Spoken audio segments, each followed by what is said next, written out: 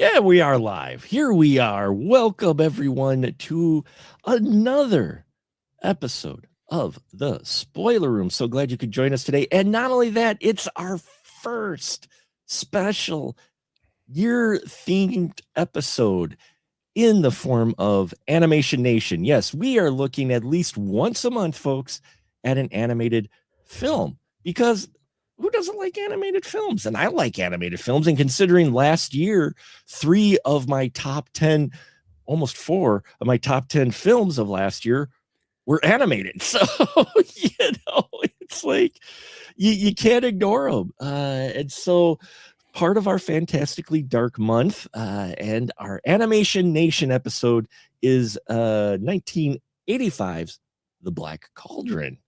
And with me tonight is none other than my right-hand man. He keeps coming back for more, and he's here with us tonight, Mr. Ian Simmons. How you doing, Ian? I'm doing well. Thank you. Glad to have you here in our off conversation, which you could hear for just a little over $1 on the Patreon. We were talking about TV shows and themes and how things got a little dark in some sitcoms. And tonight's episode film, I think, can fit in that category just a little bit for some of its themes going on in here. So thank you for venturing down the stairs, pulling up a chair, and popping your favorite beverage with us as we talk movie spoilers. And so, yes, The Black Cauldron, directed by Ted Berman and Richard Rich, of all things. This is 4 years before A Little Mermaid. So Disney is still kind of rocky at this point. They aren't quite on their resurgence yet. And so we have The Black Cauldron. And Ian, did you want to try to give the synopsis of The Black Cauldron? Or no? I'm going to let you do it, and I'll explain why later. But if aside from, okay, wait, let me try it. There's it's sword and sorcery, medieval times. There's an apprentice, and there's a myth about a black cauldron that an evil sorcerer was trapped in, and the black cauldron was then hidden, like lost, and if anyone can discover it and resurrect the sorcerer within, then the armies of darkness will cover the land and bring ruin to the world.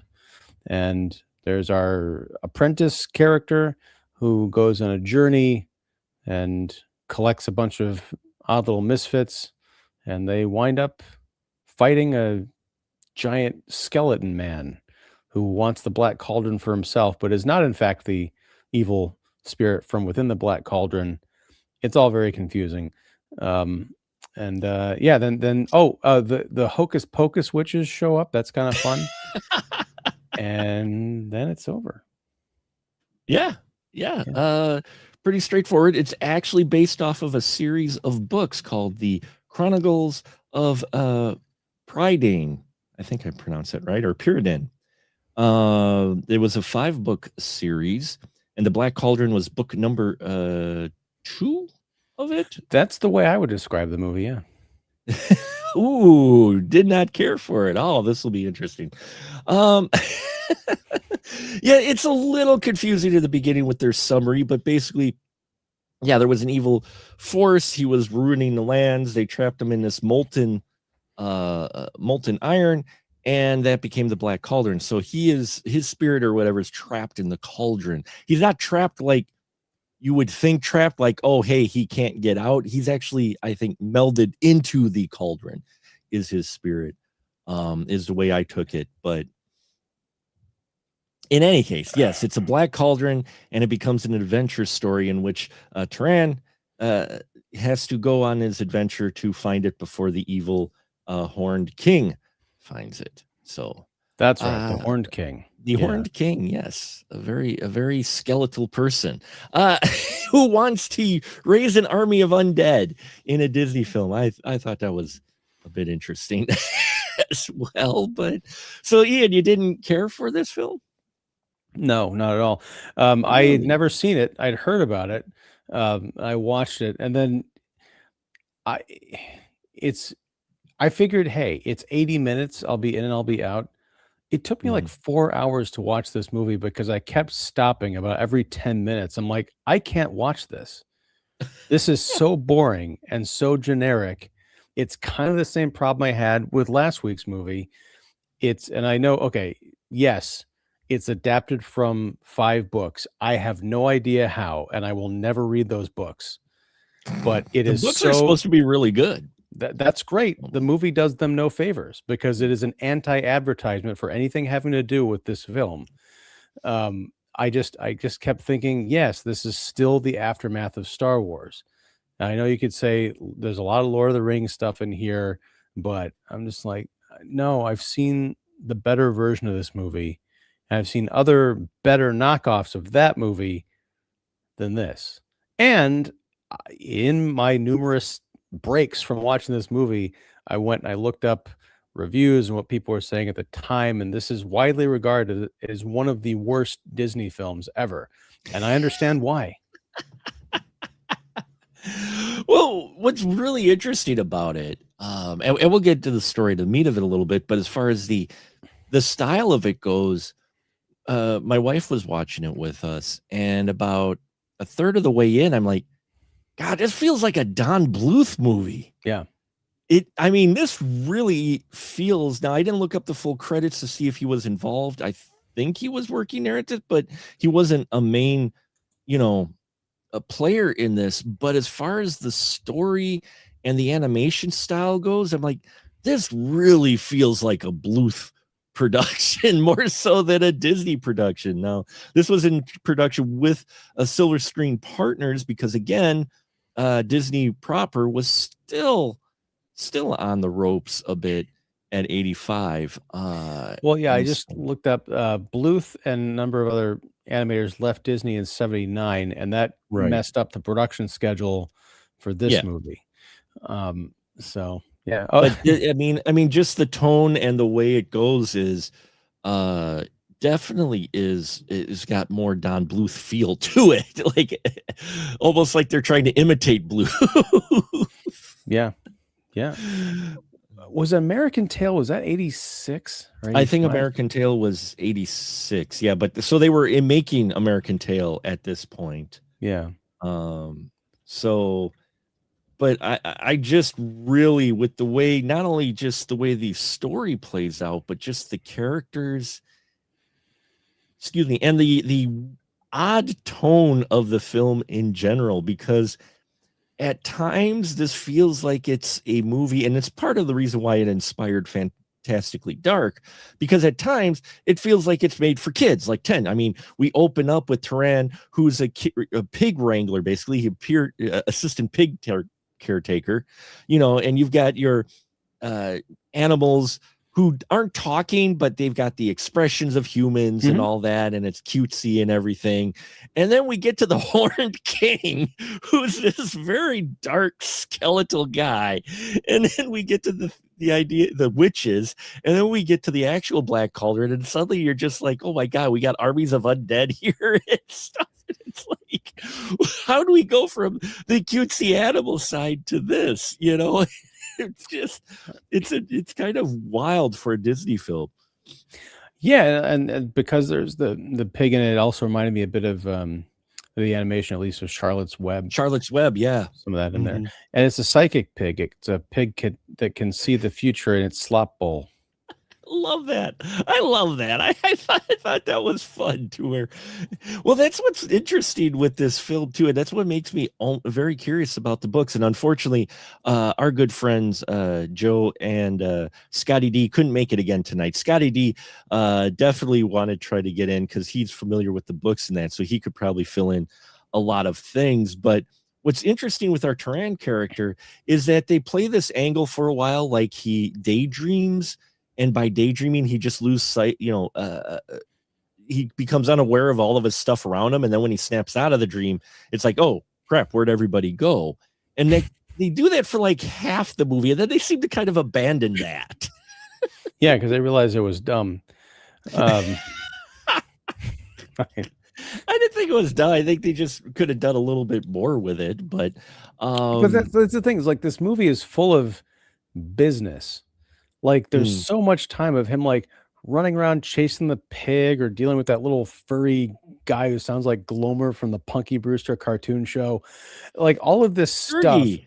is impeding any forward momentum on an actual story, and I think that's because the story is something that even back in '85 people had kind of been tired of. So it's like, all right, what can we do to distract from the fact that we're spending a lot of time, effort, and talent on something that's, very cookie cutter. And unfortunately, none of the antics, resonated with me, because maybe it's because I don't know what the target audience was, because you're right, this is too scary for young kids. And I think older kids, I mean, like, what are these cutesy pig jokes? It was kind of like a weird tonal miss on every single level. And I was just kind of, I was glad when it was over. Because with the Horn King, he's looking for the Black Cauldron to make his army of the dead, which, by the way, we've got grave robbing in a Disney film as well. I'm going to be saying that all night, because we got his minion who's been collecting dead bodies from war fields and dumping them in their castle to prepare for when they do get the Black Cauldron. He's got some bodies to possess. So the Horn King's looking for the Black Cauldron, and the pig can see things. So Turan's pig, his master, voiced by Freddie Jones, voices Dalben, and Dalben sends him on the quest to protect the pig, because if the Horn King gets his hands on the pig, he can tell where the Black Cauldron is, and then they'll never be able to blow up that Death Star. And then they'll never be able to blow up the Death Star. So yeah, and the pig and our guy Turan get captured fairly quickly by some really scary dragon type beasts. I mean, these things, it's like it goes from, hey, we're happy farm animal frolicking, to suddenly, boom, thicketed, spiked vines and two scary dragons, and they come down and they fight. They actually beat Turan. I mean, I think he cuts himself at one point. They grab the pig and they take him off to this scary castle. It's just like, wow, did this get dark quick? And the stuff with the vines was cool. Yeah, that was, I did like the vines part, but I mean, it just, the tone, the color, and everything, it just goes dark, and you're like, oh, okay. And then we get a very extended scene with Gurgi, which we didn't need.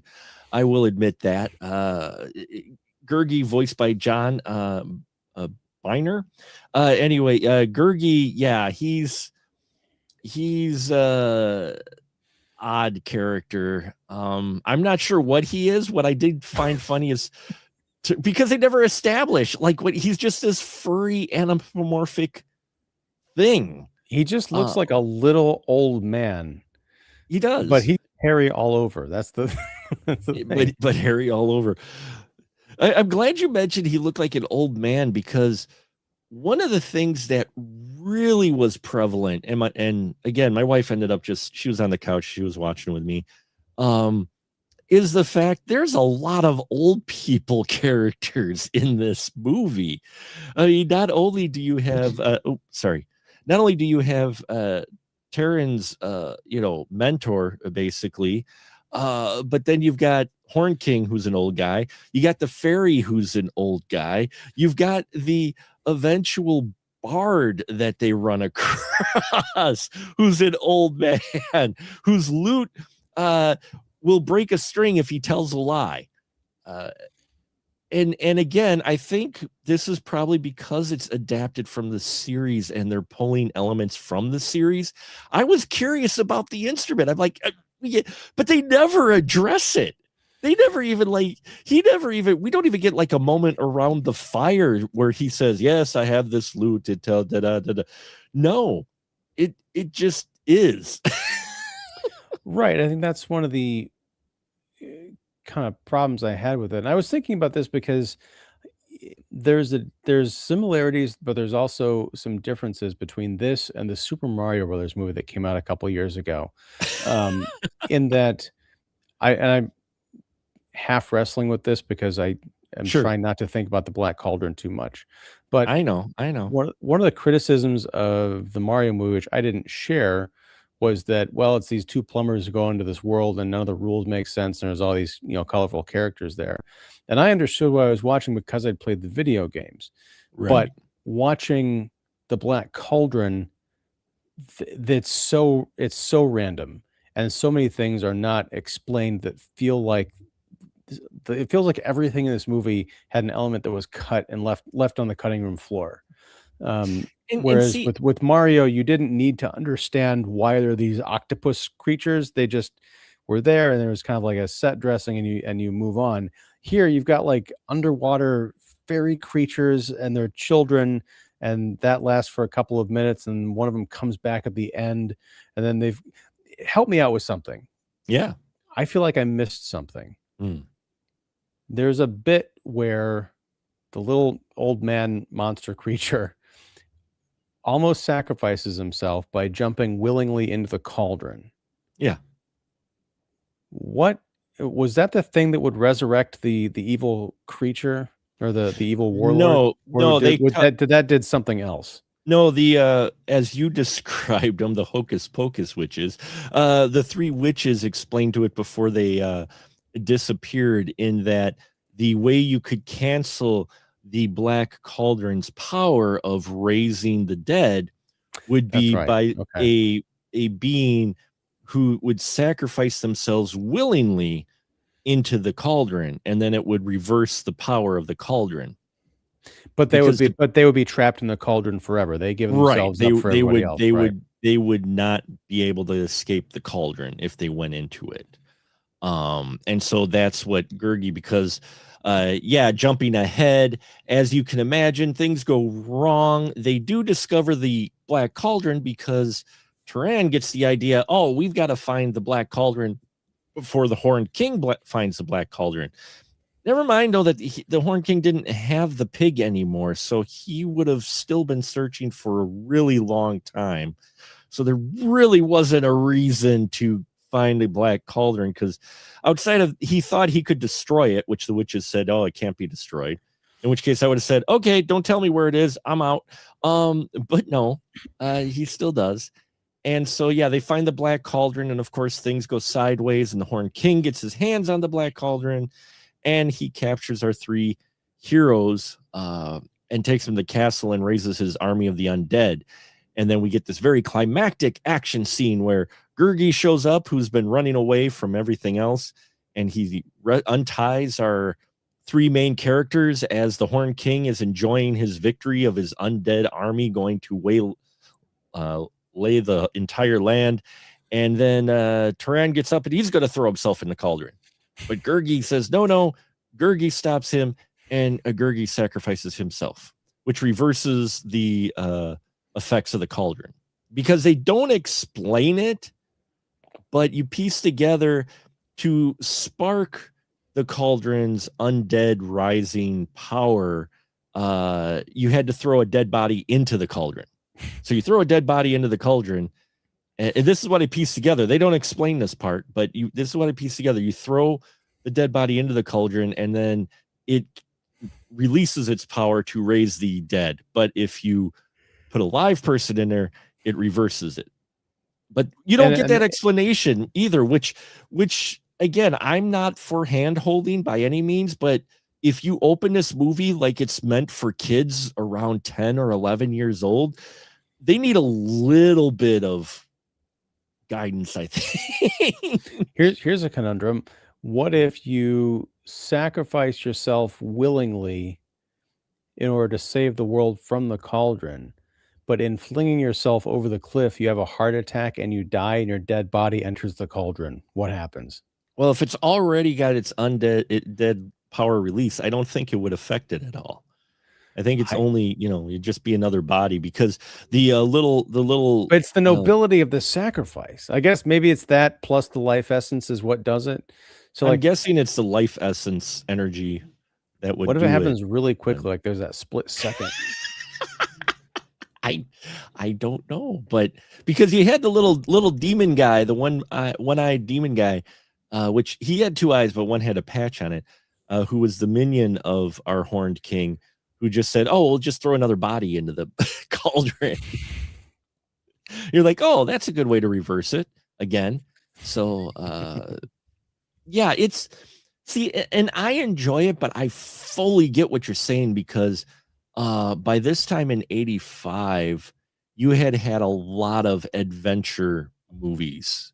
I mean, we even talked about, we talked about Dragon Slayer, which would have came before this, but there were, so many adventure movies that suddenly came out, these fantasy adventure type films, that this comes out and you're like, okay, what do you got new? And unfortunately, it doesn't really deliver anything new to its concept, except maybe the witches who, again, this is Disney and it's kind of rough patch. So at one point, when they show up, they get their hands on the bard and they turn him into a frog and they're looking for him, and he ends up hidden in one of the witches' cleavages.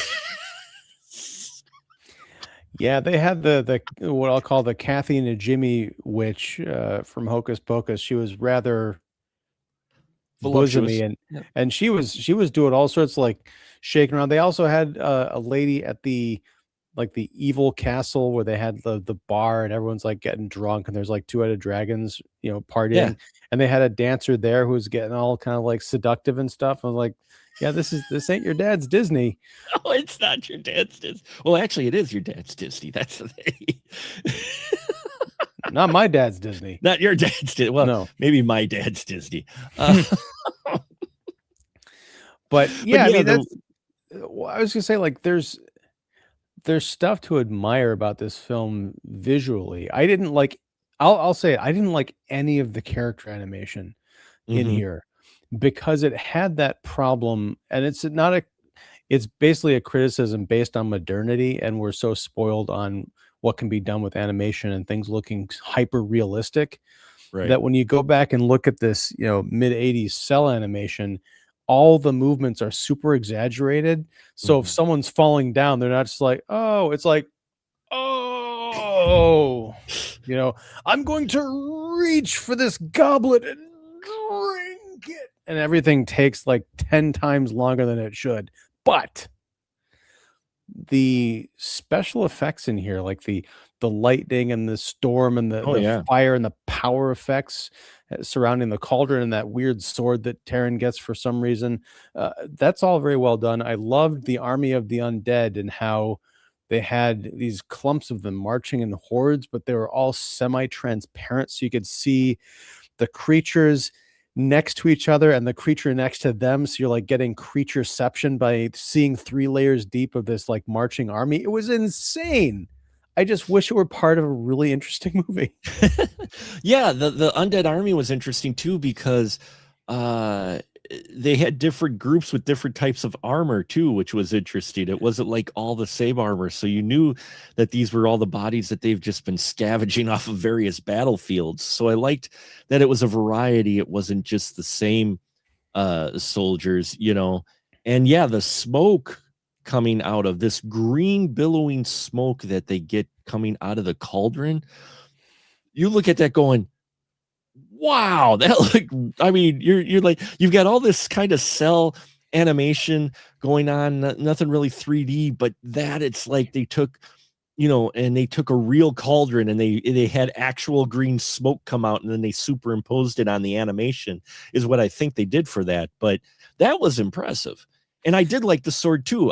You're right. I liked the sword idea. Unfortunately, it comes and goes. Right. It's like, it's very important. And you think, oh, this is what he's going to use in the final battle. And then he doesn't. And then after everything's over, the sword shows up again. Like, well, that's handy. On the green energy thing, that it reminded me of what Todd McFarlane would do with Spawn, 7 years after that, with the energy coming off of his eyes and that kind of like ectoplasm. It had very much that Black Cauldron look to it. Yeah, it did. And so, yeah, some of the animation they do in here, not so much characters, but everything else around it looked really good. They do some really cool stuff with it. I like the witches and the clouds. I mean, there's a lot of really interesting things visually here. Not so much those characters though, because the characters are your basic Disney animation movement characters, yeah, which like you said is exaggerated, which is something you don't get like with a Bakshi. this would have almost been better if it was done by Bakshi. Could you imagine with the rotoscoping, like what he did with the Lord of the Rings? He'd do something like that with this. I'd like to see a full Ralph Bakshi, like R-rated, crazy dark, Disney movie. Yeah, that'd be pretty cool.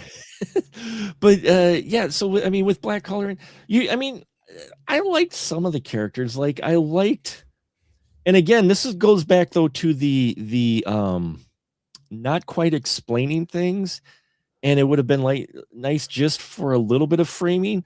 But we have Elo and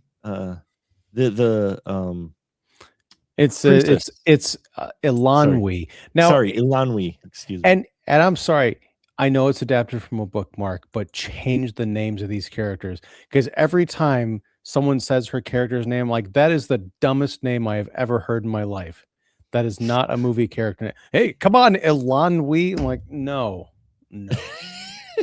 Well, this is, I think it's loosely based off of Welsh story. I think that's what the original 5 books are, is kind of off of Welsh story. So that is a fairly Welsh feeling name. A lot of these names are.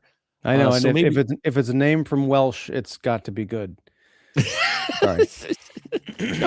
No, I'm just saying though that's probably where they're coming from. So that's probably why they're a little bit different. I mean, the bard was Fluder, but he's got like 2 D's and 2 F's, and it was a Fluter. And so there's some of the names took a little getting used to, especially Dalbin's character. Kept hearing something else with it. I'm not sure. But so some of the names were a little bit tough to catch, but they have this the female character, the princess, as she's titled, but they don't establish if she's actually nobility, if that's just her. They call her the princess, but we never hear her talk at all really about anything like going back to her kingdom or the castle or whatnot. That would have been a fun joke if this had been a slightly more meta movie. They could have said, like, oh, you're the princess. Are you from royalty? And she's like, no, I'm just a girl in a Disney movie. Because that seems to be the case here. And he just meets her in that dungeon, right? I mean, yeah. Well, she pops up. She pops up in the dungeon, literally. Like he gets locked in the dungeon once he and the pig get caught by the scary dragon folk, and Darren's like, crap, what am I going to do? I have no idea what I'm going to do here. And all of a sudden, a brick gets lifted, and here's the princess with her floating orb light. And she's like, oh, I thought I heard someone in here. Here, you want to escape with me? And I'm like, oh, okay, so this is going on now. And and they finally escape the castle because they run cross paths with the bard who helps them get out of the castle as well. But yeah, you've got her in here, but you feel like you're missing pieces. And that's, I think, the biggest thing is, while I enjoyed it more than you, at the same time, there were a lot of things like I was rolling with it, but at the same time, in the back of my head, I'm going, okay, we never come back or get any more elaboration on pretty much anything. So I would love to know just like how many things they like borrowed from each book, or if they were going for just the one book, because some of this stuff feels incomplete. Like you said, it feels like it's on the cutting room floor. Well, it's also interesting that because last week with Dragon Slayer, we had a very similar situation where our main character gets locked in a dungeon and randomly there's a princess hanging around. Because that happened last week too. It's a slightly different story, and that princess didn't end up being the love interest. But I keep getting hung up on this idea that they adapted the second book, which maybe that explains, maybe they faithfully adapted it, but they assumed that, hey, everyone's read part 1 already. We don't need to explain all this other stuff. Well, it was the title of the second book's a Black Cauldron. So I'm not sure if it's a complete translation of just that book, or like I said, maybe of the series. But I'm pulling up something really quick here. Apparently, they did have they had the rights to this since 1971. Wow. It took 12 years to make, with 5 years of actual production, and it cost in the 80s $25 million to make. Wow. That's even for the 80s for an animated film. Damn. So they had the rights to this in 71. Could this be why Don Bluth left Disney? Like, I'm out, no part of this. I don't know, but apparently it also has the reputation of the film that Disney tried to bury.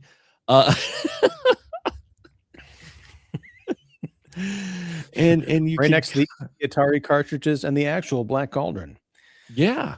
I mean, this is another one of those where I think the story behind it is almost more interesting than the film itself. Because this is also when Jeffrey Katzenberg showed up. He was just made the chairman while they were making this film. And he said he screened the nearly completed film and was appalled by its darkness and graphic nature. He suggested editing the movie, but animated movies are typically not edited in post the same way live action films are. And then when the producer, Joe Hale, protested, Katzenberg had the movie brought into an edit bay and edited it anyway. Which explains maybe why the film is in the way it is. Michael I just got Eisner, shivers that there might be a director's cut out there somewhere that I'll have to watch someday. Wow. Meanwhile, Michael Eisner, who was just installed as CEO of Disney Productions, called Katzenberg, requested the movie be modified, and a compromise was reached. And so they delayed it. It was going to be out in Christmas of 84, was not released till July of 85, so they could rework it. But that explains a lot. If they cut it back, they still cut out some things, because it makes me wonder what they cut out. And it's interesting that you mentioned that. I think they should have held it for a full year, because I could see this being a dark Christmas movie. It's a very cold film. Even though there's like all this fire and stuff, it's cold and dark and kind of bleak and not exactly kids fare. This is not a July, action adventure blockbuster. This is a winter movie. Yeah, well, it also is the first Disney movie that was rated PG and not G. So, it tells you what type of movie it was. And it was the first, the movie is notable for being the first full-length Disney animated film to incorporate some computer tech, which explains probably why some of the animations in that look good, including the realistic flames were actually CGI'd.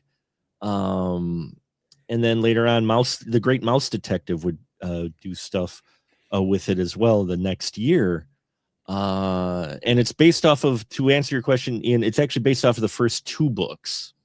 Okay. So they took pieces from the first 2 books of it. And there are 10 or 12 minutes of footage cut from it. Oh, do we know if that's on YouTube or like a DVD or something? I don't think so. I'm not sure if it's anywhere. According to this, I'm not seeing anything where the full version might be available, because I'm curious of that 12 minutes. They kind of outline here what was in those 12 minutes. But like longer conversation scenes in that. And so, yeah, this film is definitely just had drama behind the scenes, which could explain why it was kind of in the realm that it is in and the condition that it was in. But yeah, Bluth did try to work on this first when he was first at Disney as well. Before he left, they tried to take a hitch. Oh, and speaking of Bakshi, he was approached to be involved in the movie in 79 after Wizards and Lord of the Rings, but he turned it down because he felt, get this, his style was far too mature for Disney.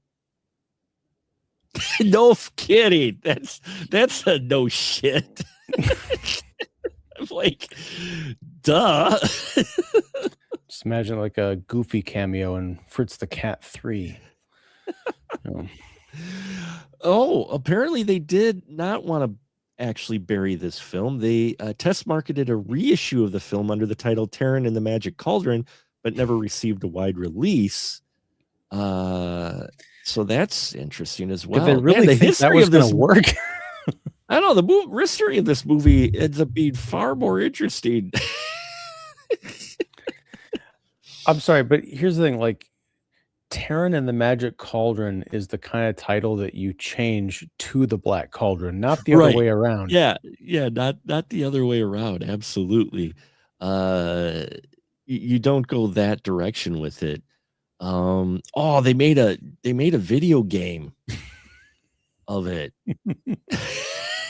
as well. Like I said, it is crazy, the history of this, but at the same time, this film is one of those films that was just before, Disney hit its resurgence. Yeah. Because these familiar names, Katzenberg and these are the guys who helped bring Disney back, basically, when they brought in, you got Howard Ashman and them and Howard Shore coming in to do the, Little Mermaid. That really kind of boosted them back. They were kind of back on the rise. And that's thanks to those guys who were, during the production of this, installed into Disney. So, maybe that also explains the kind of clunkiness of this film. It doesn't have any musical numbers in it. I was going to say, like, this is like, because what you're talking about with The Little Mermaid, that's also the resurgence of the Disney animated musical, because you've got Little Mermaid, and then you've got Beauty and the Beast and Aladdin, and then Lion King. Like, I think there was a year gap because Lion King was 94. Did they have an animated film in 93? Was that because Little Mermaid was 89, and then 91 I think was Beauty and the Beast, 92 was Aladdin, and 94 was Lion King, I think, and then 95 was Pocahontas. 93 would have been Nightmare Before Christmas. They put that one out, but as far as like the 2D cell animated films go, I don't think they may not have had one in 93. I'm pulling it up here quick. As far as animated films go, I'm trying to remember what they would have had. They had a number of live action films, but the one that would be closest is A Nightmare Before Christmas, which was stop motion animation, but they did not have a hand drawn cell animated film in 93. They had Nightmare Before Christmas. Which still counts as a Disney animated film, them kind of branching out. So, Disney animated film that can reach all those goth kids. So there you go. But that's the thing, is it's nuts. It's like you've got this sputtering studio, and then 4 years later, it begins a half decade plus of incredible hits, and then on the back of those incredible hand drawn hits, aside from Nightmare Before Christmas, but it's still handcrafted. Then you get the Pixar explosion. Yeah. With Toy Story 96. I mean, it's an incredible story. It's almost like you're going to spend, 20 years in the trenches, and then you're going to spend, the next 30 plus years, riding high. It's amazing. Yeah, it's a pretty crazy time with the 80s. And that's what I'm saying is, I think this property, first off, the fact they got the rights in 71 and it took them 12 years to actually bring this to fruition. And then when they do finally decide it's during a major transition change at Disney. It kind of explains why it was mixed bag for being received and the type of film it ended up being in many ways. Yeah. And we're going to pull over real quick, as Ian would say. We've got our good friend, the Tiger Dude's here. Hey, how you doing? He says, hey, Mark. And he says, actually, I haven't seen the Black Cauldron in years. I will have to finally rewatch it this year. Ewan would say probably no. But I would say revisit it for an experience, because again, it's the film.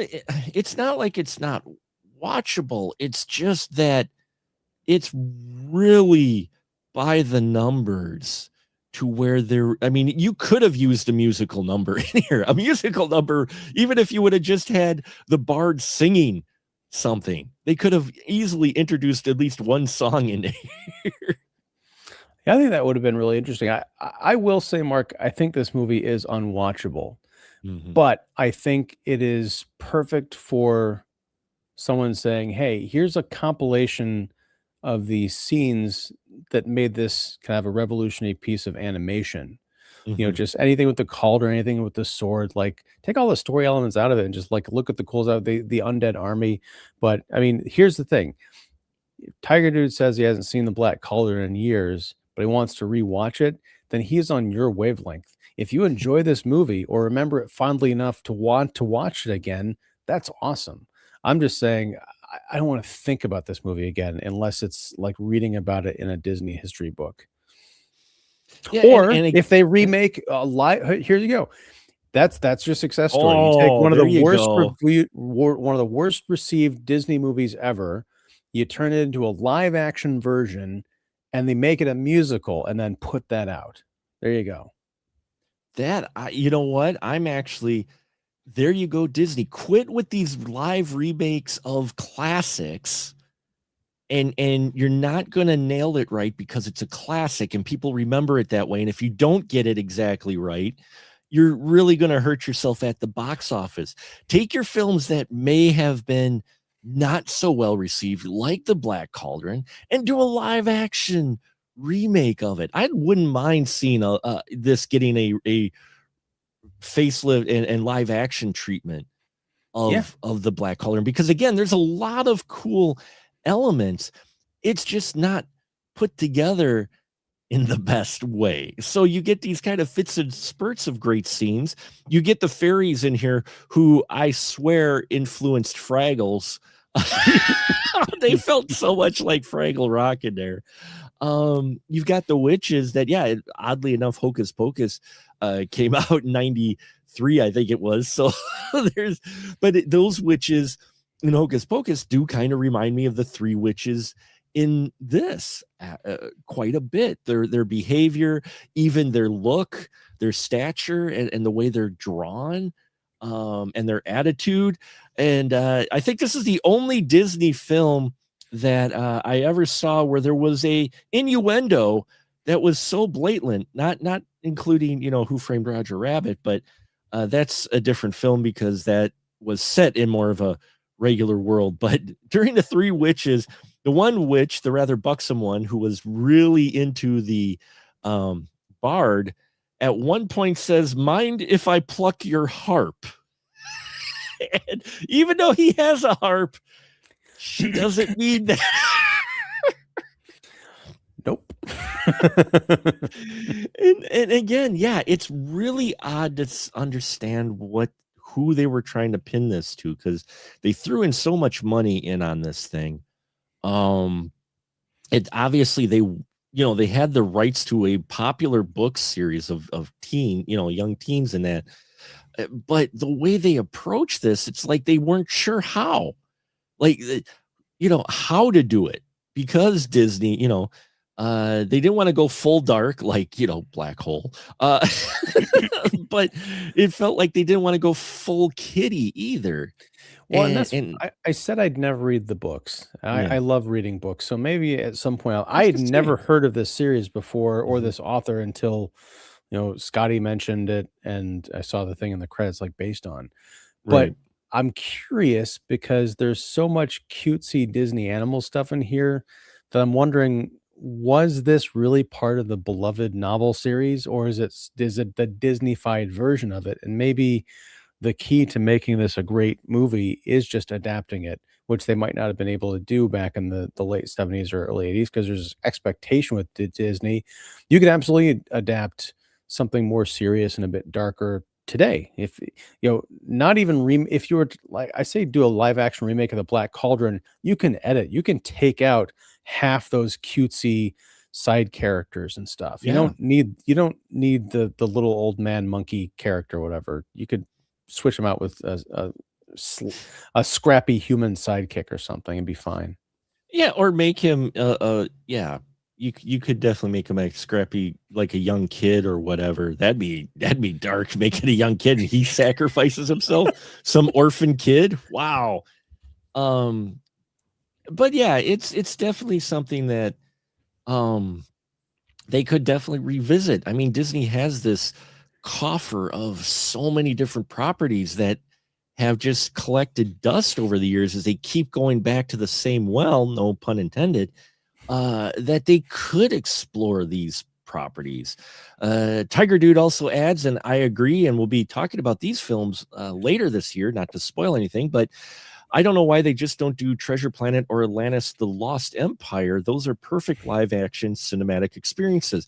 Yeah, there's films that Disney has that are perfectly fine that they could do the live action. I would love to see them clean this up and either do a reimagining animated version of the Black Cauldron where they cut out the cutesy stuff and they do lean heavier into the darker story, which you can tell is here, or do it as a live action remake and you could, work your CGI magic into there and that, because I think this would really make for an interesting live action remake. And while you're at it, bring in the sisters from Hocus Pocus as the witches. For that would be great. Like, well, and keep it an entire secret until they show up. The Sandersons in that giant cloud. Yeah. I don't even like those movies. And I would love to see the Hocus Pocus witches in a Black Cauldron live action remake. Well, I mean, it wouldn't be like Disney hadn't crossed over animated characters before in, earlier films. They did that a lot in their older films. They didn't call them by name, but you could say, oh, look, that's Baloo. Baloo is actually Little John. What do you know? For Robin Hood. Yeah. But yeah, it's an odd time and it's an odd film for it. And that's why I kind of wanted to do it. And that's why I was glad it got a lot of the votes by people, because it is a film that I think is fondly remembered by people as kids. Like for me, when it came out in 85, I was 10 years old. I love fantasy. I was just devouring genre stuff. So for me, I remember the sword. I remember the cauldron. I remember it being darker. I didn't remember all the cutesy stuff in the beginning, but that's maybe the way my brain works. But, and I think if this film committed to the darker tone or a little more serious angle and edge to it, rather than trying to add those Disney-fication critters, I think you've got a more successful film, because there is a lot of potential in this film. It just is cut too much. And hearing that they cut sections and all of the promotion, the production stuff that plagued it shows. This is one of those to where you watch the film and then just looking at it, the stuff I've mentioned tonight, and there's more, you're like, oh, that makes sense. Sometimes it's not the film's fault. It's those making it. Yeah. And I think I'm tired of the tropes, like the apprentice, the little boy farmer who goes on the big adventure. If you're going to redo it, do something different and fun. Make the old man, like, have a setup where the apprentice kid, who you think is going to be the one going on the adventure and the old man dies, have the apprentice kid get run through with a spear in Act 1, and it's the old guy who has to go on the adventure. Just like shake it up a bit. Well, we know the old guys can't make the adventure from last week. That's why they have to kill themselves, get put into ashes, get transported, dumped into the lake of fire, just so that they could explode against a dragon. Come on, man. They're old. They can't make the journey. You've just described everything I would do to avoid watching Dragon Slayer and the Black Cauldron again. Wow. And I guess we'll wrap that up here then. No, this will be a shorter episode, I guess. But No, for me, I enjoyed it not just for the nostalgia part with the Black Cauldron stuff. I do like the fantasy elements and what is here. My brain liked to fill in some of the blanks, but it is one of those enigma films because if you're trying to put it in the context, the kids might enjoy part of it, the young kids, until you get to the scary Horned King. And let me tell you, he's drawn scary. There are some scary drawn figures in this film, which I'm not above. In fact, I love, darker kids movies. Check out our episode way back when we were doing this, when we were covering a series of dark kids films. And this one has its moments, but it makes you, if you sit and think about it just below the surface, you're like, who is this for? I mean, the princess character is actually the one that has the strongest personality out of everybody here. Yeah.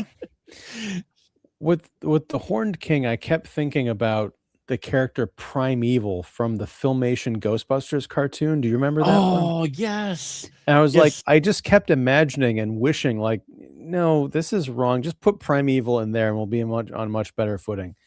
Actually, I'm glad you brought up, I know where he's going to wrap up, but I got one more point I wanted to bring up. I'm glad you brought up Ghostbusters, the other Ghostbusters, because then there was the real Ghostbusters. Right.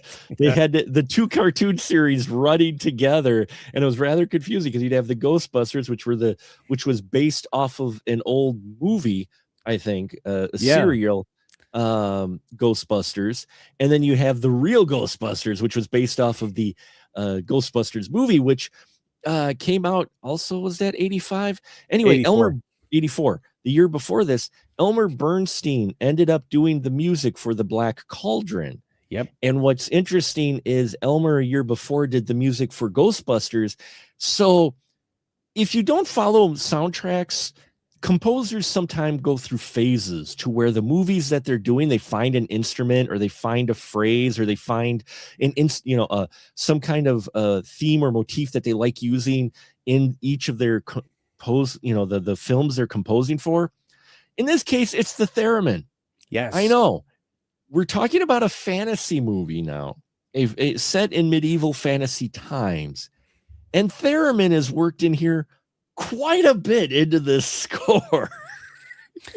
Oh yeah, it's like the eerie kind of library theme from the 84 Ghostbusters movie. But you're right, because there's a lot of eerie, a lot of supernatural stuff. Yeah. And that's the thing is, when his name showed up in the end credits, I'm like, yep, because the entire time this is something I didn't look up. But like, this sounds very Ghostbusteries to me. And then it was just really nice to see him in the end credits there. It does sound very Ghostbustery. And after I watched it, I have the soundtrack. It's online on digital format. I'd love to have the vinyl, but good luck, because that's gonna be pricey. And Entrada did a release of like music for the entire movie, like 70 some minutes for a CD, but that's out of print too. But I'd love to get my hands on one of that, because the digital version I've got, if you listen to it on its own, then it really sounds like stuff from like lost, pieces that he didn't use from the Ghostbusters score worked into here. And it's not bad. It's just that we've been trained visually and through other films and just the association in general that the theremin is usually used towards sci-fi or maybe heavy supernatural, but there's not a heavy amount of supernatural till the end with this. And that's what's weird with this instrumentation and the music, is the fact that, there's ghosty type, the raising of the dead stuff at the end. But until then, there isn't a whole lot that would trigger you to go, wow, I could use a theremin right here. It's a little distracting in parts. So there you have it, folks. The Black Cauldron. Ian did not care for it. I enjoyed it. Any final parting thoughts with Black Cauldron before we get to some other business at hand? The more I think about it, it's not that I like the movie more, but I already said I'd be interested in reading the books. I'm not going to go out of my way, but if someone had dropped the full set on my doorstep, I might thumb through the first chapter of book 1. But the other thing is with this 10 to 12 minutes of exercise scenes, I wonder if they were to be reincorporated, because the more I think about, like, Katzenberg's complaint was it was too dark and all this other stuff. But I mean, that was back in 1985. Right. Past 40 years, dark is cool, and it's not anything to be kind of afraid of. So I'm wondering if those elements, which might have filled in a lot of those gaps and what we're calling plot holes or character problems that we've been discussing tonight, if those were smoothed out by reincorporating that footage, maybe The Black Cauldron is a great movie that just didn't get a fair shake. So I'm willing to acknowledge that maybe I'm not giving it a fair shake, but the version that I watched, I'm still maintaining it was kind of unwatchable. But I have hope that someday I'll be able to see the more complete version. And for me, I would say it's watchable. For me, the fantasy kid in me still enjoys a lot of parts of it, but just don't think about it too much. Just watch, just enjoy the visuals and the scenes to scenes, because if you start thinking a little too deep on it, you'll have a lot of questions that'll probably distract you. So, but yeah, so there you have it, folks, The Black Cauldron. And now, since this is our first Animation Nation film, we do have our Wheel of Random. Ooh, look at all 12 slices, or 11. Well, 11. There's 11 now. So now we're going to spin the wheel and see what next month's Animation Nation film will be, which will then be the theme. So, well, we're going to see what the theme is, and I'll let you know what the Animation Nation film is. I'm doing a little backwards. Wow, I'm screwing this up already. We're going great on 2026.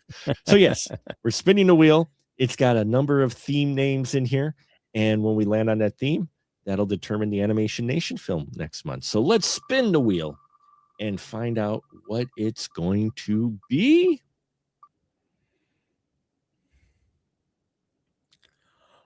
Ooh, wow. Almost on the line. Wow. Almost on the line. And so next month's theme is Through the Door. And what is Through the Door? Well, Through the Door is looking at movies where your main character has gone through a door to another land. And it is going to be an interesting bag of tricks we have up our sleeve here. But the Animation Nation film for that month is Coraline. So we will be... What? You okay, Ian? Did you not care for Coraline either? Is this the month that we break you? Is this the year that you just decide to run away screaming? Mark, I'm doing this for you because Coraline is on the list of movies that I vowed never to watch again. Wow. Okay. Well, let's see if any of these other films, maybe Ian will be incommunicado next month. I'll see you in 2027. He's gonna leave this. He's leaving. He's like, nope, I'm done. Nope, I'm sorry, Mark. Your programming now has sucked. So yes, next month is Through the Door. So we're looking at films that do involve our characters going through a door. So Coraline is the Animation Nation film for next month. And the other films we'll be looking at are Pan's Labyrinth, Alice in Wonderland, the original animated one, which I've never seen. That's exciting. Okay. And Being John Malkovich. Oh, along with Coraline. So that is next month's lineup of films, folks. And that is our theme of Through the Door. So thank you very much for voting on our Animation Nation films. By the way, you did that last year. And yeah, so looking for, it should be it's an interesting bag of films for sure. So that's a great lineup, honestly. Thank you. Yeah, I was very excited when I put that one together. So you want to stick around if you haven't, please like, subscribe, bells and whistles here. And now, as always, we give our crew members their license to shill. Ian, please, the floor is definitely yours. Well, thank you. I'm Ian Simmons. I run Kicking the Seat, which you can find at kickseat.com. I'm also here on YouTube at Kicking the Seat, and I'm here on Sunday nights talking movies with Mark. On Kicking the Seat, we do movie reviews and live streams and roundtables and interviews and all that stuff. And this coming Tuesday night at 8 p.m. Central, we'll be talking about the new Bradley Cooper film starring Will Arnett, Is This Thing On? about the world of stand-up comedy and divorce. So yeah, come join us. We'd love to have you. And yeah, I'm looking forward to more Animation Nation. Despite what people think, I actually do love movies, and I love a lot of the movies that I've talked with Mark here about the show. If you've been following the show for any length of time, so there's gonna be one that I come on here, I'm just gushing about. I know it, and hopefully I don't have to wait until Pan's Labyrinth to get there. hopefully. But we'll have to see, because next week with Fantastically Dark Month, oh no, we have the Tom Cruise epic of Legend. I've never seen Legend. Really? Oh. I've seen bits of it, and of course I know the beautiful Tim Curry devil creature, and Mia Sara. I'm excited to watch that, and I'm hopefully will come bring this excitement with me to next Sunday.